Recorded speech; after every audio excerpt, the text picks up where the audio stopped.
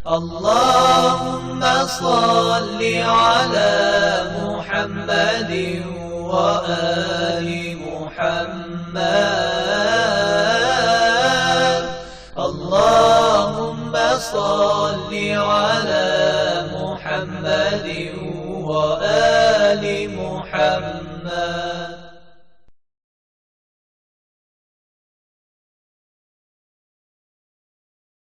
A'udzu billahi minasyaitonir rajim. Bismillahirrahmanirrahim. Alhamdulillahirabbil alamin wassalatu wassalamu ala rasulil a'zam Muhammadin sallallahu alaihi wa alihi wasallam wa ala ahli baitihi ya thayyibin at-tahirin. Aqulu lakum assalamu alaikum warahmatullahi wabarakatuh.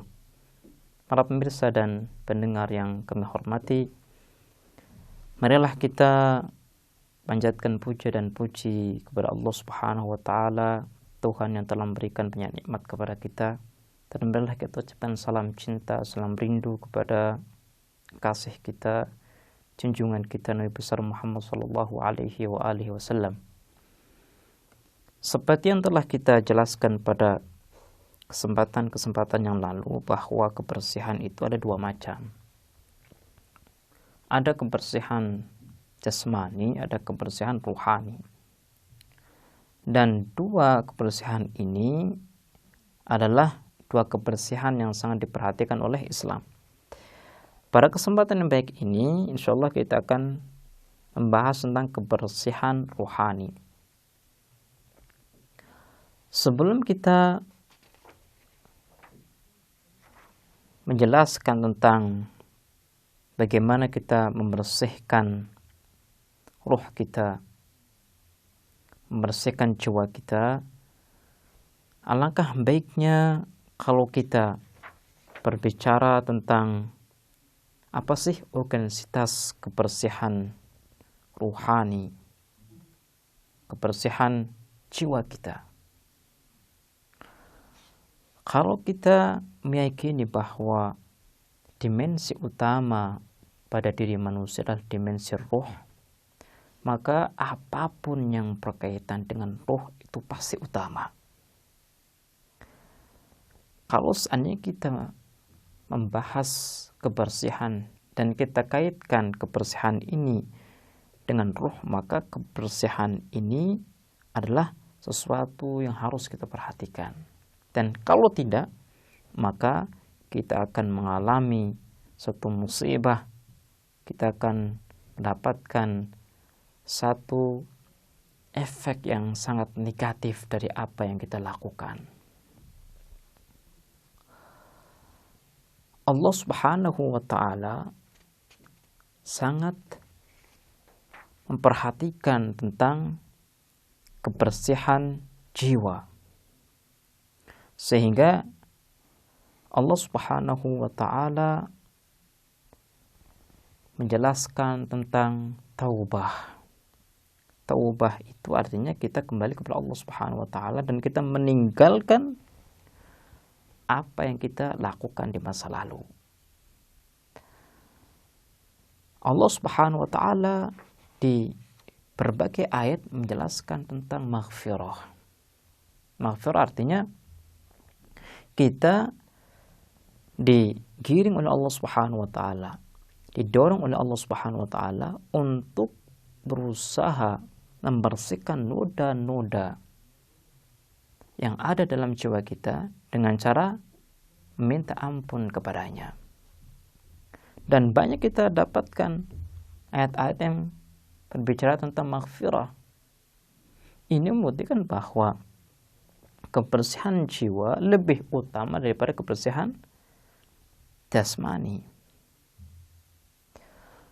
Untuk bisa membahas macam kebersihan yang kedua ini, marilah kita mengkaji bersama-sama tentang penjelasan dari Al-Imam Ridha alaihissalam, di mana Al-Imam Ridha alaihissalam mengisyaratkan kepada satu faktor yang akan mengotori jiwa kita, dan itu adalah kita meminum minuman keras, di mana beliau mengatakan haramallahu al-khamra lima fiha minal fasad wa min taghyiriha uqula syaribiha.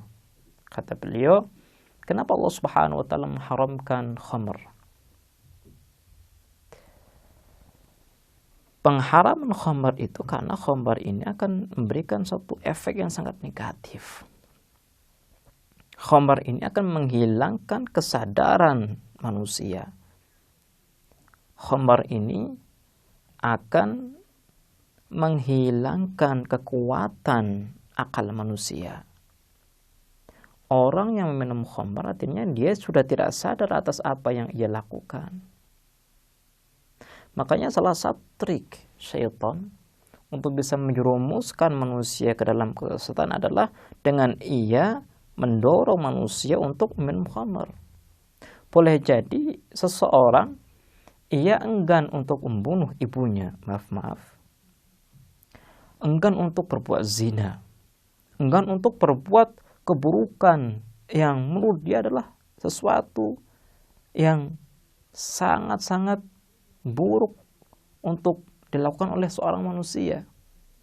Tapi ketika dirinya minum khamr, maka kesadarannya, akal pikirannya itu sudah hilang dari dirinya, sudah tidak berfungsi, sehingga apapun yang ada dalam benaknya ia akan melakukan, meskipun sesuatu tersebut adalah sesuatu yang tadinya dianggap sebagai sesuatu yang sangat buruk, seperti membunuh orang.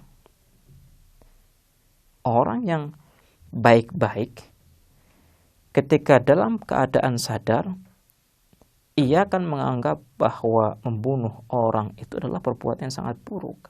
Tapi ketika orang ini meminum khamr, maka pandangan dia tidak akan memiliki efek dalam kondisi dia yang kedua, kondisi dia dalam keadaan mabok. Apapun yang ia inginkan, ia akan berbuat, seperti membunuh atau berzina. Makanya Allah Subhanahu wa taala mengategorikan khamr itu sebagai perbuatan syaitan. Kenapa? Karena minum khamr itu adalah satu praktek yang akan menjerumuskan manusia kepada kesesatan. Kemudian faktor yang lain yang akan menjadikan jiwa ini kotor adalah dengan kita berbuat maksiat.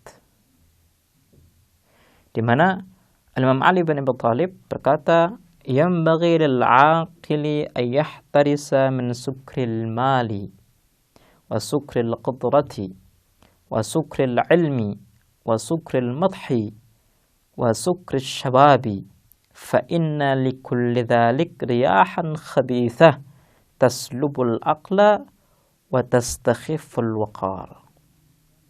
Al-Imam Ali bin Abi Thalib mengisyaratkan satu pelajaran yang sangat berharga bagi kita, bahwa mabuk itu tidak hanya berkaitan dengan minuman keras atau khamr, tapi mabuk ini memiliki artian yang cukup luas. Mabuk itu bisa mabuk karena harta, mabuk karena kekuasaan, mabuk karena ilmu, mabuk karena suka dipuji, mabuk karena masa muda. Jadi semua kenikmatan yang kita dapatkan dari Allah Subhanahu wa taala, kalau seandainya kita tidak sadar bahwa kenikmatan ini adalah amanah, kenikmatan ini adalah titipan dari Allah Subhanahu wa taala, maka kita akan terbuai, maka kita akan kehilangan kesadaran. Kita akan menjadi seseorang yang hubbud dunya. Kita akan dikuasai oleh kenikmatan-kenikmatan tersebut, sehingga yang tadinya adalah kenikmatan menjadi nikmah bagi kita. Harta yang kita miliki, yang kita hasilkan dengan jerih payah, yang kita hasilkan dengan cara yang halal, ketika kita tidak bisa mengontrol jiwa ini dan kita menjadi budak harta kita, maka harta ini menjadi malapetaka bagi kita.